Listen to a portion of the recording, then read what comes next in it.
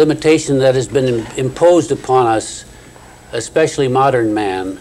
We don't have the foggiest notion of what time is, but getting down in the entrails of the earth, we can see the accumulation of history, prehistory. Then in the next chapter after the slit, he talks about how he's going along. The Platte River is really his spiritual home. And for people in Nebraska, that must be reassuring. He describes going out there in the summer as well as in the winter. He lies down in the Platte and identifies with the water. And now he goes out there in the winter and he sees this catfish frozen there in a little kind of bayou of the Platte. And that sometimes fish do get trapped, you know, because especially in a river like the Platte, it meanders here and there. As somebody said, it's a mile wide and an inch deep. And so you get these little rivulets and these little pockets and eddies, and here's a catfish that got trapped in one of these little pockets, and now it's winter and he gets frozen solid. And so Eiseley cuts him out as deftly as he can. I mean, cuts out the block of ice and takes it home in a bucket and puts the bucket down in the basement. And then he discovers, well, he's got to get a tank. So he gets a tank that might be compared to a horse tank, and he puts that catfish in there. And so the catfish is his pet, his friend. He's got great respect for catfish, but more respect for catfish than he does for human beings. For most of his colleagues, probably. Yeah. And so this catfish is his buddy. He lives down there in the basement until one day he comes back and he discovers that the catfish has gotten adventurous and he has leaped out of the horse tank and he's lying there on the floor. He paid the price for his adventurousness. And Eiseley speculates that perhaps it was some primordial drive from some far-off stream in early spring that drove him out of that tank. Again, it's this poetic side of Eiseley that comes forth. Well, that's the heartbeat of evolution, isn't it? Exactly. What is the impulse that says to that catfish, you got to get out of here? What is the impulse that motivates him to make one leap, one gigantic gamble? He calls, the phrase he uses, the gambling catfish. And what is the force within life? That's the big word for Eiseley.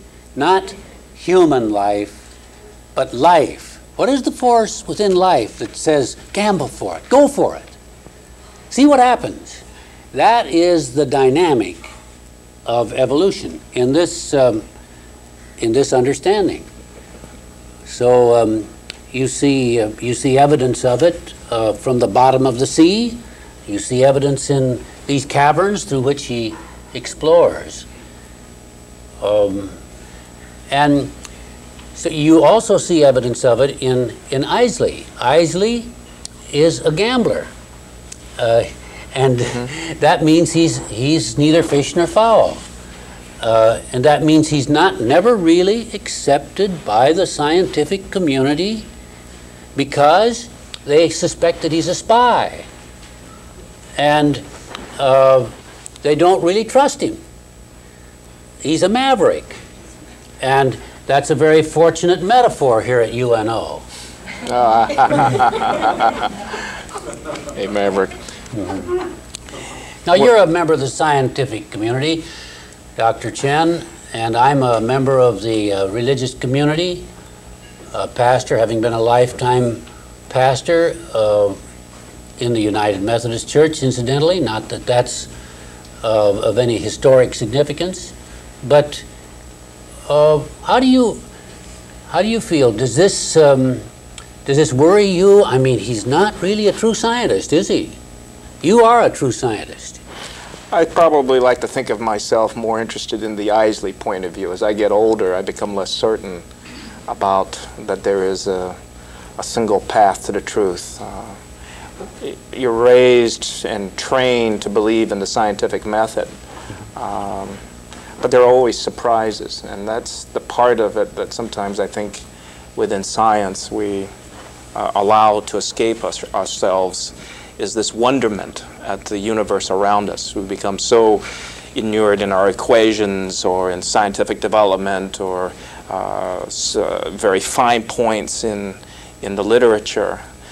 But it seems we lose that, he describes it, that the youth, he describes the difference between human beings and gorillas, for instance. As the gorilla gets older and older, it becomes less curious of the world around it. It loses its youthful energy. And in terms of looking at the world around us, sometimes I think we become so moribund in our view of life itself, or in the getting so involved with the details of our scientific endeavors, that we sometimes fail to be able to step back and gaze in wonderment, no matter what our profession might happen to be scientifically. Stand there and say, I am actually here at this point after 4 billion years of evolution, or of the evolution of this planet, and the 1 billion years or so of life, to be able to stand at this point and ponder this issue. And isn't this in itself something that's truly a miracle in itself? All this, and it has resulted at this particular instant, and Eiseley goes on to talk about, are we the endpoints? And of course, Darwin's arguments, a very courageous step which he was forced into doing by Alfred Wallace's constant peppering away at him. Darwin was finally forced to publish The Origin of the Species, and Wallace is going to turn out to be a continuous thorn in his side, as we shall see. What do you make of these passages in which he explores the possibility that we evolved from this so-called slime at the bottom of the sea, slime? I think I'm pronouncing that right. He describes these creatures down in those cavernous depths of darkness. They're all head and eyes, very little body. What reading do you put on that? Well, at that time, again, when Darwin was putting forth the theory of evolution, we have the rise of the English Empire, the British Empire, and certain thoughts about the superiority, for instance, of the developed races as opposed to the underdeveloped races in Africa and Asia, where they didn't quite, they were perhaps closer to the missing links than English society. And using some of Darwin's theories to justify that.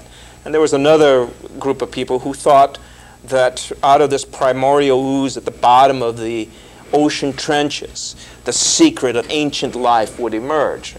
And so, and the work at pulling the cables up and digging at this ooze, and finally the disappointment, the realization that the bottom of the ocean trenches were not the motherhood of life, that life probably began in the shallow, warmer waters, and what they had found were the things that were the creatures that were perhaps ancient, but had found increasingly narrower corridors of evolution, you might say, the end products of life that had emerged much earlier. This is what makes Eiseley an outsider, really.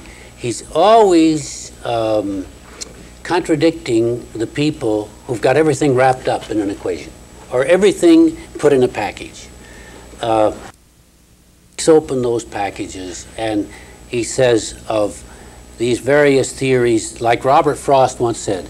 Robert Frost said, "I have a theory, but it hardly does." And and Eiseley would say that of science. I mean, and he would say it to the greatest theoreticians and ideologists of science. You have a theory, but it hardly does.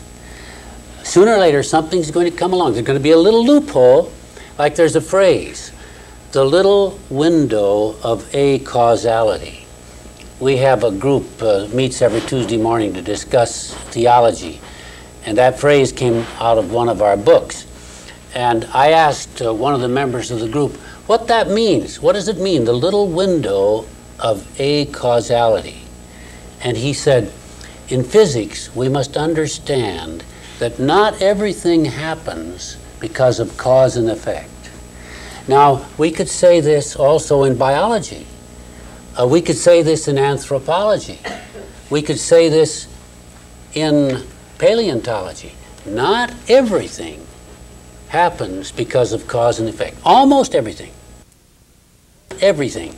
And Eiseley's always there at that tiny, he calls it the crack in the absolute. That is a theory for which he would sacrifice much. The theory of the crack. It's a microscopic crack in the absolute, but there's always that crack in the absolute. And so here he's saying not even Darwinian evolution is the ultimate revelation of truth. There's a crack in, if you try to make an absolute out of that, there's a crack in it. And if you try to make an absolute out of Freudian psychology, in it, and even Einsteinian physics, you try to make an absolute out of it, there's a crack in it. That, to me, is the essence of Loren Eiseley. Yeah, this is a very, when he looks at the annoyance of the British sea captains who had thought that they were finding the original primordial ooze, or with the people who found which would eventually Piltdown Man, which was a marvelous, it turns out later, hoax. But what they had found was a skull, which pushed the long-term evolution, fit the Darwinian model that through the selective process of evolution, the rise of the human brain would take millions of years to develop. And what had happened was they put together a chimp jaw fragment with a human brain and said, this is the missing link. And it was not until, I think the early 50s when someone said, no, this is nothing more than a chimp skull, chimp jawbone made it to a human skull.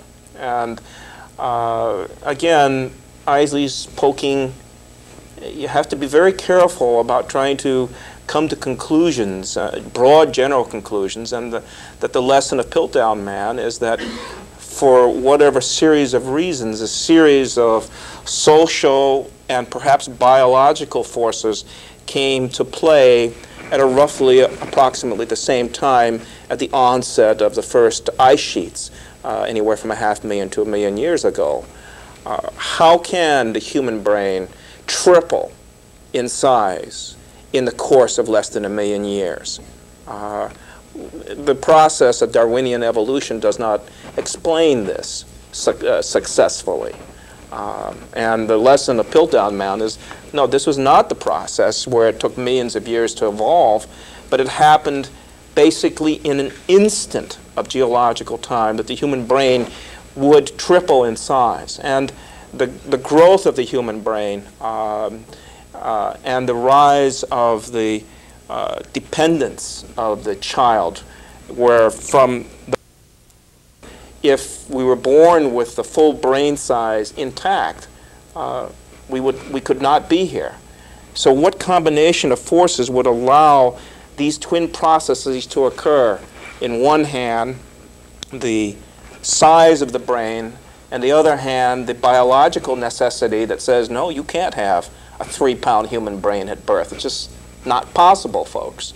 And so Eiseley is looking at these twin phenomena and saying, the Darwinian evolutionary theory does not successfully explain this. And he uses, again, these beautiful metaphors of mankind. But here, this is another example of what he calls in a later book. And incidentally, we're going to discuss this book at our next UNO Authors series, The Unexpected Universe. How can you predict that this brain is going to balloon all of a sudden? You've got this balloon brain that represents a significant, a quantum leap in the development of the human entity. So there's always this element of the unexpected.